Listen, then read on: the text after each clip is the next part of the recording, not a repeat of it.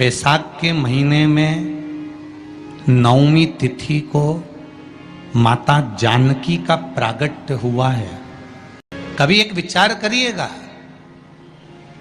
कि नरसिंह अवतार बैसाख के महीने में हुआ, कुर्म अवतार बैसाख के महीने में हुआ, हयग्रीव अवतार बैसाख के महीने में हुआ, परशुराम अवतार बैसाख के महीने में हुआ, माता जानकी का अवतार बैसाख के महीने में हुआ। आखिर बैसाख के महीने में, माधव महीने में इतनी महत्वता क्यों?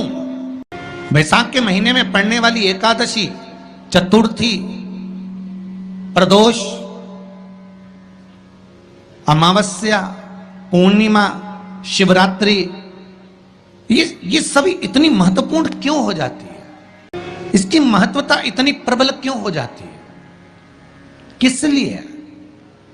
क्योंकि बैसाख का जो महीना पड़ता है, सूर्य की संपूर्ण तपन, सूर्य देव अपने पूर्ण तेज के साथ में, पूर्ण तेज के साथ में मृत्यु लोक के निवासियों पर, चाहे जलचर हो, थलचर हो, वायुचर हो, चाहे जो जीव हैं, उस पर जब किरण फेंकते हैं तो संसार का जो मनुष्य है उस पर जब ताप पड़ता है तो ताप पड़ने के कारण उसके मुख से भगवान का नाम निकल ही जाता है, स्मरण नाम निकल ही जाता है। जब उसके मुख से भगवान का नाम निकलता है तो वो भगवान की शरणागति खुद ग्रहण कर लेता है। शरणागति ग्रहण कर लेना।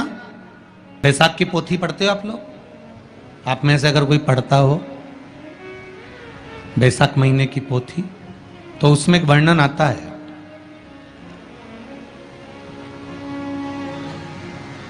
गीता प्रेस गोरखपुर के कल्याण अंक में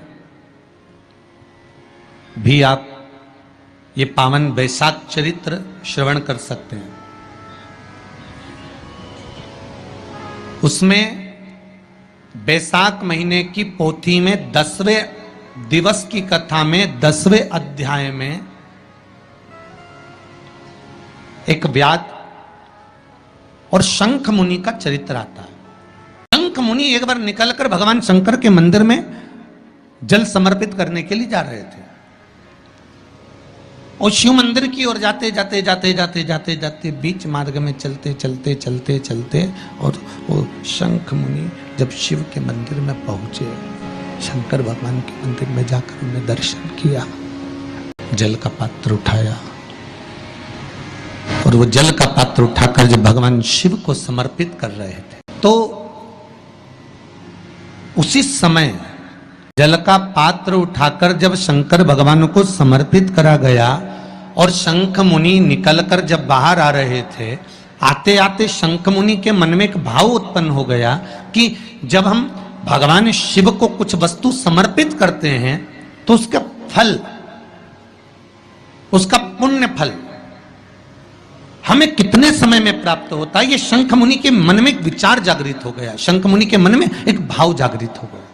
एक लोटा पानी जो भगवान शंकर को समर्पित करता है, मरने के बाद तुम्हारी औलाद तुम्हारा किसी पवित्र नदी में तर्पण करे ना करे, तुम्हारा शिव को दिया हुआ जल तुम्हारे खाते में पहुंच जाता।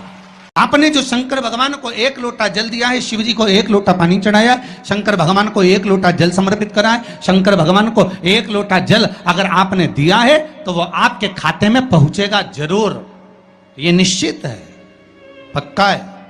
और शिव भक्ति के अनुसार, शंकर भगवान के अनुमोदन के अनुसार,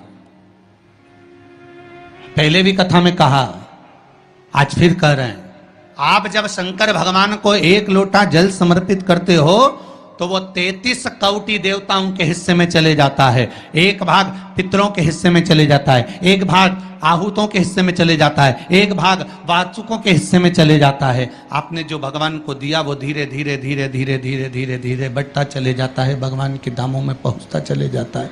जिन जिन को आपने नहीं भी दिया, शंकर भगवान पे चढ़ा हुआ जल उन तक भी पहुंच जाता है। ये केवल आपकी निर्मल और आनंदित भक्ति के बल पर पहुंचता है। भगवान ब्रह्मा और भगवान विष्णु ने जो मंथन किया, उस मंथन में जो शिवलिंग निकला और ब्रह्मा जी के मुख से निकल गया कि ये शिवलिंग जो निकला है इसके चरण कहाँ हैं, इसका शीश कहाँ है, जरा पता करा जाए। और ब्रह्मा स्वयं भगवान शंकर का सिर देखने के लिए जा रहे हैं और भगवान विष्णु मृत्यु लोक में नीचे तलातल में, रसातल में, पताल में भगवान शंकर का चरण ढूंढने के लिए जा रहे हैं। गए दोनों, वो ऊपर गए, ये नीचे गए।